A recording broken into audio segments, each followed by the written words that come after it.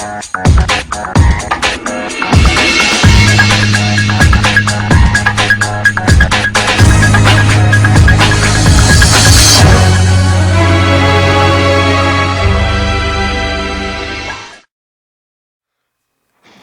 here with Team Eccentrics, and I'm bringing you guys a combo tutorial video for one of my favorite combos that I can pull off turn 1 with Mermail Atlanteans, the 3-card hand loop. Now the 3-card hand loop is a turn 1 play that you make if you lose the die roll. Ideally this deck likes to go second, so you're not really going to be pulling this combo off too often, but when you do, it is a way to neg your opponent so much advantage, and it's just such a good and consistent enough combo that you can just make ridiculous plays with it. Now, the cards that you need to perform this combo, you have 2 relevant cards in your hand.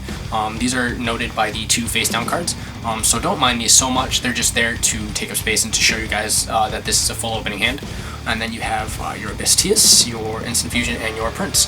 Now, these 3 cards are the main cards you're going to need to initiate the combo. Now, the other cards you're going to need, you're obviously going to need Abyss Lead in the main deck, as well as Draco Sack in the extra deck, because those are 2 cards that allow you to further your plays, and one actually is one of the cards that takes cards out of your opponent's hand, as the other is a rank 7 that allows you to get the last card you need in the grave for Mulling Blaze. So it is very pivotal that you have Lead and Draco Sack in your deck. But nonetheless, let's get started on the combo, shall we? So, side note, by the way, if your opponent manages to drop a Veiler or a Maxi on you during this combo, you might as well just stop, because those cards just completely nullify the fact that you even attempted this combo. But like I said, you're going to need Prince, Instant Fusion, Teus, and you're going to start off by normal summoning your Prince. Now, Prince is obviously one of the most generic cards in the deck, one of the most generically known cards in the deck. You will use this effect, and you will send your Dragoons to the graveyard to add your other Dragoons, and then your other Dragoons will trigger to add your Megalo. Now, you've already plus 1, so there, Neptibus is just so strong. Like, I love this card. But at this point, you're going to reveal your Teus, and you're going to discard your other Dragoons, and you're going to resolve your Chain Links properly, Chain Links 1 and Chain Links 2.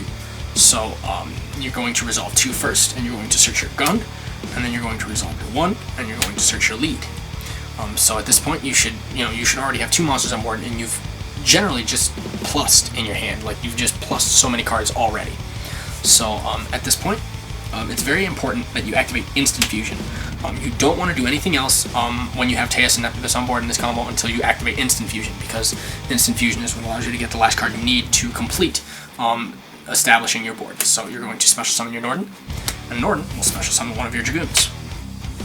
Now, with that, obviously, you're going to overlay, and you're going into Dweller. Now, what's good about Dweller at this point in the combo is you haven't discarded any cards from your opponent's hand yet, so summoning the Dweller will not only allow you to get the last card you need to complete the combo, but it will also allow you to just generally shut down any trigger effects that your opponent would have in his hand that would go to graveyard. So, for example, if you were playing Burning Abyss, and you managed to send a Farfa as one of the first cards that you sent, this would stop it right then and there. So at this point, you detach. So now your Dragoon gets another search, and you just nullified their entire graveyard. And now you add the Mulling Blaze. So, generally the amount of cards that has stayed in your hand is the same. You've just been netting so much advantage just off of making these plays. So there's just so much that you can net just off of this combo alone. So now at this point, you're going to reveal your Megalo, you're going to discard your Gun, and your Lead. Now, by discarding Gun and Lead, you're going to activate your Chain Links again properly. So you're going to go Chain Links 1 and Chain Link 2.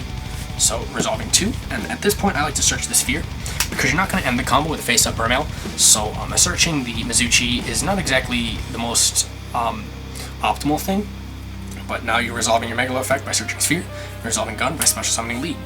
So now you should have 3 Waters in grave, and you should have this board and this hand. So you use Lead's effect to tribute off the Megalo. At least I prefer to tribute off the Megalo, because if you draw into the right card, you can get it back, especially using the Sphere. So you tribute that off, and Lead takes 1 card out of your opponent's hand randomly. Then at this point, you overlay, and you go into your Draco Sack. Now, see, what's good about Draco Sack is not only is it a wall that you can establish turn 1, but it's also one of the last cards that you need to get the last water in your grave. So you detach, and you create 2 tokens. Now, what makes Dracosack so important to this combo is the fact that not only is it the rank 7 that allows you to get the last water engrave, but it also is the card that allows you to clear the monster space in order to do the last, in order to play the last card that you would play in this combo, which is Moonglaze. So I'll show you how. Now, Dracosack's effect allows you to target a token and destroy it, to target another card on the field and destroy it. So you target a token, and then you target your own Dracosack, and here's why. Dracosack's effect also states that it's protected if there's another token on the field. Thusly, if you target the first token, and then you target your Dracosack, the other token protects the Dracosack. So all you're doing essentially is clearing out a monster space by destroying the other token. And then at that point, you have exactly 5 waters engraved, and you special summon the Moonglacier. And the Moonglacier allows you to take the last 2 cards out of your opponent's hand, and you've just snagged your opponent 3 cards, and you've plussed this many cards.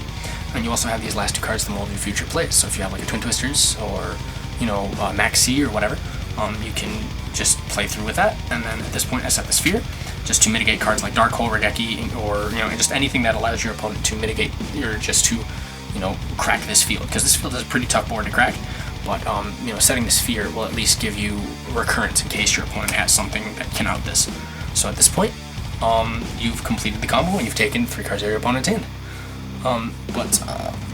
As always, guys, we appreciate any views that you guys give us, any comments, any ideas in the comment section below, or any likes or rates or subscriptions that you guys would give us.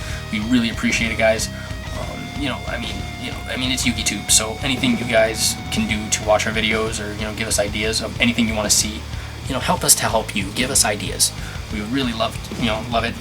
I will also be doing combo tutorials for DDD soon, so keep your eyes open for that, guys.